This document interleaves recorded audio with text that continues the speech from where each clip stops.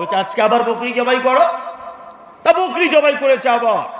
তখন লোকমান হাকিমের মুনিব বলছে, লোকমান, আগের দিনে বলেছি বকরির দুটো উৎকৃষ্ট অঙ্গ প্লেটে করে আমাকে দাও, আর আজকে তোমাকে বলছি বকরির সব থেকে নিকৃষ্ট দুটো অঙ্গ প্লেটে করে আমাকে দাও।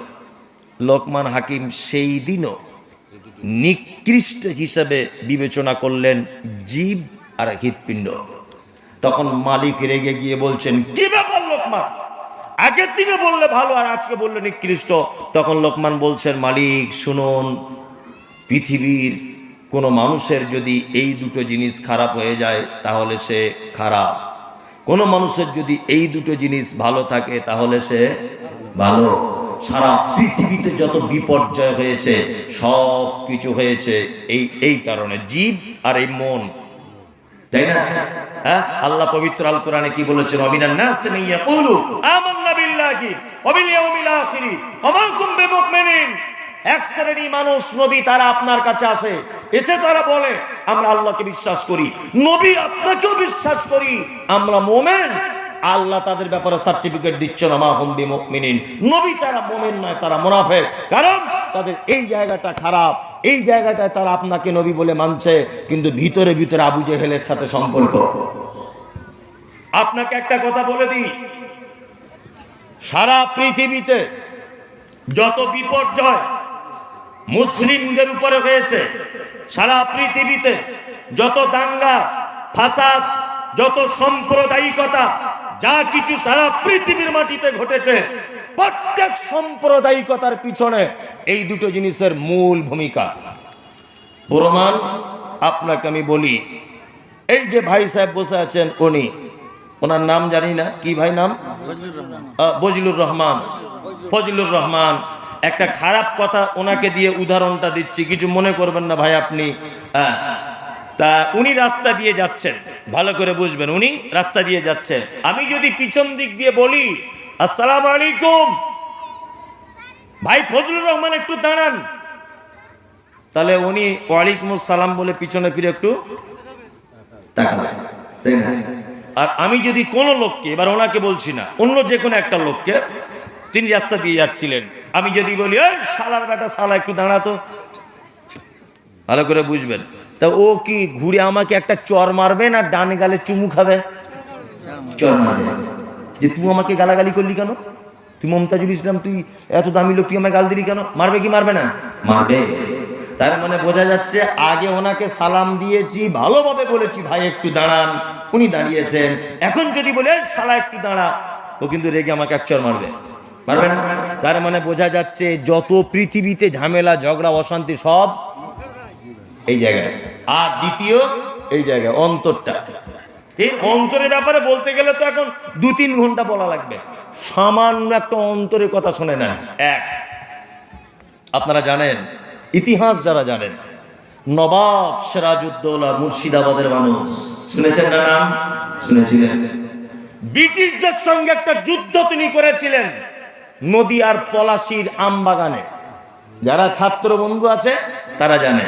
আচ্ছা বলুন, যার জানা আছে আপনি বলুন, নবাব সিরাজ পলাশীর আমবাগানে ব্রিটিশদের সঙ্গে লড়াই করে জিতেছিলেন না হেরেছিলেন? হেরেছিলেন। তার কারণ ছিল এক, নবাবের বাড়িতে খেত, নবাবের গাড়িতে চলতো, নবাবের পয়সায় ভেঙে আমোদ ফুর্তি করত। তার নাম হচ্ছে বিশ্বাসঘাতক মীর জাফর। জানেন, এই বিশ্বাসঘাতক মীর জাফর নবাব সিরাজউদ্দৌলা ব্রিটিশদেরকে উৎখাত করার জন্য, ব্রিটিশদেরকে তাড়ানোর জন্য, ব্রিটিশদেরকে পলাশীর আমবাগানে মারার জন্য যত রকমের চক্রান্ত করেছিল, সমস্ত চক্রান্ত এই বেঈমান মীর জাফর বিশ্বাসঘাতক ব্রিটিশদের কাছে সব প্রকাশ করে দিয়েছিল। এই জন্য প্রথমে নবাব সিরাজ যুদ্ধতে ভালো ফল করলেও শেষ পর্যায়ে এসে ব্রিটিশদের কাছে হেরে বাড়ি চলে আসতে হয়েছিল লাল পতাকা নিয়ে। নবাবকে আবার হেরে যেতে হয়েছিল একটি মাত্র লোকের কারণে, তার নাম হচ্ছে এই বিশ্বাসঘাতক মীর জাফর। আজও আমাদের দেশের মাটিতে আজও পর্যন্ত আমাদের এই রাজ্যতে, আজও পর্যন্ত আপনাদের এই গ্রামে ছোটখাটো যত বিপর্যয়, যত অশান্তি, যা কিছু হয়, এর পিছনে প্রত্যেক কারণে একটা করে এই মির্জাফর কোয়ালিটির লোক থাকে, যাদের অন্তরে একরকম আর মুখে আর একরকম। মির্জাফর বলেছিল, কি বলেছিল? নবাব, নবাব আমি আপনার সাথে আছি, ব্রিটিশদেরকে যেমন হোক করে তাড়াতেই হবে দেশ থেকে, এই নীল চাষীদের কর কমাতে হবে, নামের আগে মোহাম্মদ দিলে যে কর চাইছে এ কর উৎখাত করতে হবে, এই মুসলিমরা দাঁড়িয়ে রাখলে কর চাইছে, এর জন্য আমাদের ঐক্যবদ্ধভাবে লড়তে হবে। যে মির্জাফর এত উস্কানি দিয়ে নবাবকে আকাশ চুম্মিতে পৌঁছিয়ে দিয়েছিল, এই মির্জাফর আবার ব্রিটিশদের সাথে ভিতরে ভিতরে লাইন করে বলেছিল, সাপের গালেও চুমু, ব্যাঙের গালেও চুমু। কি বললাম বুঝলেন না? আগে আমি মনে মনে করেছিলাম, প্রথম যখন বক্তা হয়ে আমি দিনাজপুরের মাটিতে যখন আসি, তখন এই এলাকার প্রথম জলসা করেছিলাম আপনাদের ওই দিকটাতে, দুমোহনা না কোন দিকে, ফতেপুর বলে একটা জায়গা আছে, ফতেপুর, ওখানে এলাকায় আমি প্রথম বক্তব্য রেখেছিলাম আজ থেকে 4-5 বছর আগে। বক্তব্যের আমার বিষয় মনে আছে, ভারতবর্ষে মুসলমানদের অবদান।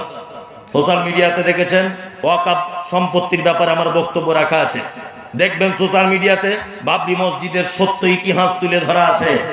আর আমি বক্তব্য রেখেছিলাম, ডাক্তার জাকির নায়েককে দেশ থেকে তাড়ানো হলো কেন?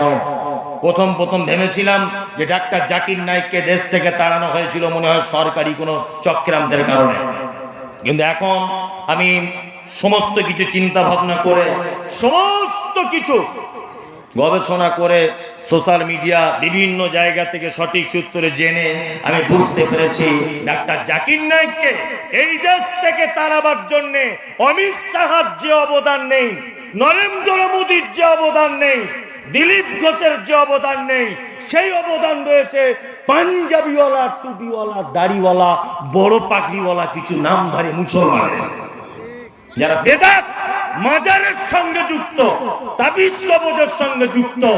এই সমস্ত নামধারী মুসলিমরা ডাক্তার জাকির নায়েককে দেশ থেকে তাড়াবার সব থেকে বড় চক্রান্ত করেছিল। কি বললাম বুঝলেন? সর্বপ্রথম পশ্চিম বাংলার মাটিতে ডাক্তার জাকির নায়েক কাফের, এই ফতোয়া দিয়েছিলেন দেওবন্দি একজন আলেম, আমি তার নাম বলবো না, তিনি একজন আলেম, বই পর্যন্ত লিখেছিলেন ডাক্তার জাকির নায়েক কাফের। কি বললাম বুঝলেন? ইস ঘর মে আগ লাগি হ্যায় ঘর হি কি চিরাগ সে, এই বাড়িতে আগুন লেগেছে, অন্য কেউ লাগাতে আসেনি, শ্যাম, রাম, চ্যাটার্জি, ব্যানার্জি, মুখোপাধ্যায়, চট্টোপাধ্যায় এরা লাগাতে আসেনি, লেগেছে কিছু নামধারী এই মুনাফিক মুসলমানদের কারণে। যত জায়গাতে ক্ষতি হয়েছে। কি বললাম বুঝলেন? লোকমান হাকিম, যে কথা বলতে বলতে আপনাদের এখানে এসেছি, এত দূর পর্যন্ত পৌঁছে গেলাম, আমি সেই লোকমান হাকিম তার বেটাকে কয়েকটা শিক্ষা দিচ্ছেন। একটু পানি আছে কি? দেন তো, গরম লাগবে না, ঠান্ডা দেন, গরম পানি খেলে তৃপ্তি হয় না, তাই না? বিসমিল্লাহ।